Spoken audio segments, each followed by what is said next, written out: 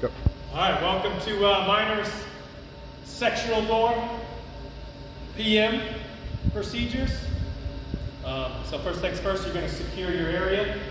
Make sure you got all your PPE on. Make sure you cordon off a 20-foot radius from the area where you're going to be working.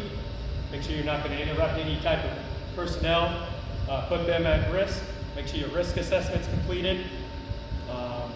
Once you've done all your safety gear as far as your gloves, eye protection, hard hat, and your safety vest, and you get your area secured, we will go on to checking our door and all of its components, making sure that everything is up to par and is working correctly, and we'll make any adjustments, lubricate it, and take it to the next level. All right, so this is the Miner Sectional Door PM checklist. You'll put your date, all your information for your miner job, customer name, address, phone number, city, your dock position that you're currently working on, serial number, the door condition, and the model. And then from here, you're gonna go in and put your checks for pass and fail for each of your inspections.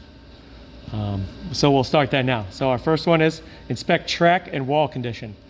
So we're gonna come up, we're gonna verify the lower section first before we get into our lift.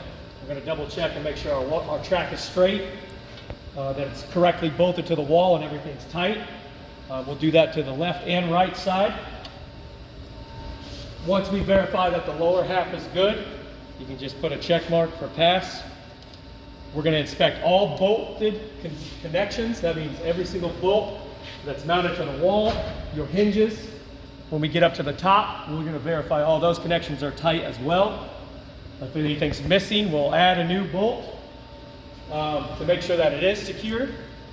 Next, we're going to go for sectional damage. So that means checking each individual panel for damage. As you can see on this door, we have some bends to the wind struts from people probably stepping on them and it incurred damage.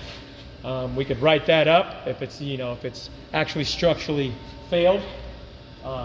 Next, we're going to go on to our weather seal, which means at this point you would have to operate the door, come up, and you're going to check our seals. As you can tell here, this one's tattered and ripped, so this is something we would fail. We would put this up and get it written up for inspection or for replacement. We wouldn't have anything to worry about then. Bring it back down. Once you've inspected that, if the door has side seals on the exterior, you would check that. The top seal as well would get checked. Moving on to the next would be our cables, drums, belts, and chains. On this door, it is operated by cables and drums. You would verify that your cables here are not frayed, rusted. You would make sure that there's no kinks, twists, any types of things that would inhibit this door from operating smoothly. You would check both the left and the right cable, verify that they're good. We can see on this one that it looks good. Once we get up to the top, we'll re-inspect the rest of the cable and the drum once we're up there in our lift. But we're trying to do everything from the ground first. Next, we're going to check our head plates and bearings, which will be up top. So we'll get to that when we pause and go to the next portion. Counterweight assembly and springs, that would be up top as well. And then any additional accessories. So that would be, your slide locks, if there's any other types of items on the door that are not on this checklist as far as accessories would be. And next thing we can do right around the ground would be lubricate our hinges and rollers. And I'm going to go ahead and do that now. Grab my can of lube. We're going to do everything that we can reach from the ground first. So that would be lubing up the hinges where they actually move, lubricating your rollers, same for your bottom ones, and continue to do so until they're all lubricated. All right, go ahead and pause. All right, so again, when you're working in aerial lifts, you must be harnessed off and have your lanyard hooked up. There are points on the lift to connect to make sure you are secured, you do not fall out. Again, you want to make sure that you have the area around you secure, 20 feet of radius, and that there are no personnel in your working area except for your coworkers to make sure that the area is safe before you ascend. At this point, when I'm in the lift, I can now reach the top sections and inspect the seal. This door does not have a seal, but most doors do. At that point, you would get up there and check. At this point, we can also lubricate our top rollers. So we can go ahead and get those taken care of. You got a better view of your cables, so you can verify and make sure that there's no rust on this section of the cable and those sections of the cable. Now that I'm secured, our area is secured, and we're ready to go. So we're going to take it up. At this point, what I'm looking for is I'm checking out both cables as I'm going up, checking the tracks for any loose bolts as I'm going up and inspecting that, just to make sure.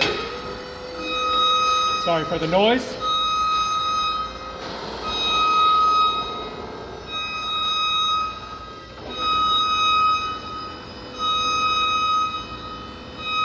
Cables look good, track looks good.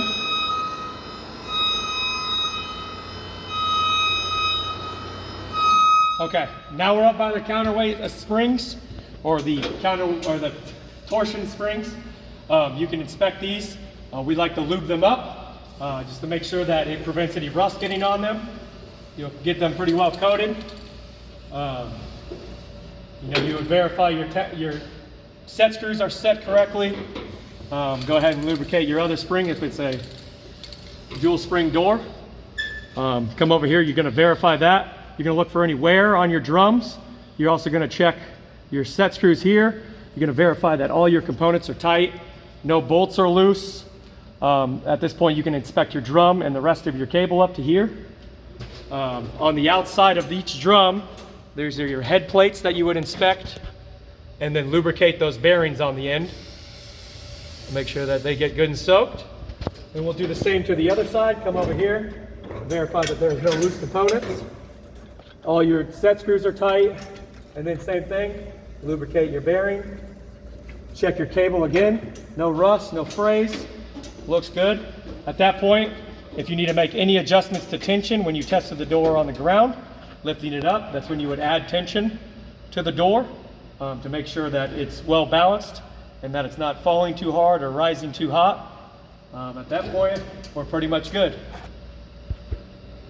All right, so at this point, after you've inspected all your cables, your rollers, the sections, the weather seal, your torsion springs, your drums, cables, all bolts, and everything else, and you've made any adjustments needed, would be a good time to test the door thoroughly, just to make sure you didn't miss anything. So we're going to get it unlocked. A good garage door, a well-balanced garage door, you can stop at any point in the cycle. So we can add a little tension to this one still. You can see how it kind of drifts down. It's not falling. Actually, that was pretty good. It stopped for me. But a well-balanced garage door will stop at any point when you have it lifted. And it should not fall. It should not rise. That's when you know you have a well-balanced door. So at that point, you can test this a couple times. Turn it up. Turn it down. If it stays up and it's holding up, good. Pull it down. One time. Lock her down, secure your area, make sure all your checks are done, and move on to the next one, and provide the most excellent service you can. Thank you.